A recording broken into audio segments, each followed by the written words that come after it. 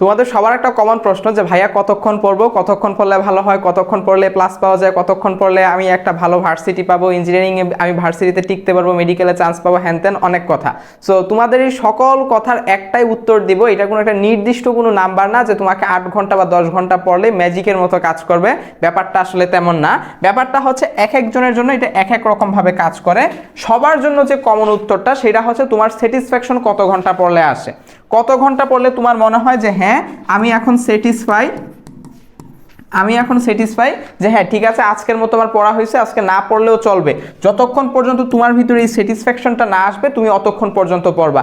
যে 8 ঘন্টা পড়ার পর মনে হবে আজকে এনাফ পড়ছি, আর লাগবে না, আজকে অনেক কিছু পড়া হয়ে গেছে, তার জন্য 8 ঘন্টাই এনাফ। যার মনে হবে 17 ঘন্টা তার জন্য 17 ঘন্টা। বাট যেটা তোমার কথা হচ্ছে তোমাকে ইফেক্টিভলি ওই 8 ঘন্টা অথবা ওই 18 ঘন্টা তোমাকে পড়তে হবে। সো এটা নির্দিষ্ট নাম্বার না, এটা তোমার সিলেবাস এবং তোমার তুমি কতটুকু ক্যাপচার করতে পারতেছো এই জিনিসটার উপরে ডিপেন্ড করে তুমি আসলে কতক্ষণ পড়বা। তো আশা করি এই জিনিসটা তোমরা একটু বুঝতে পারবে।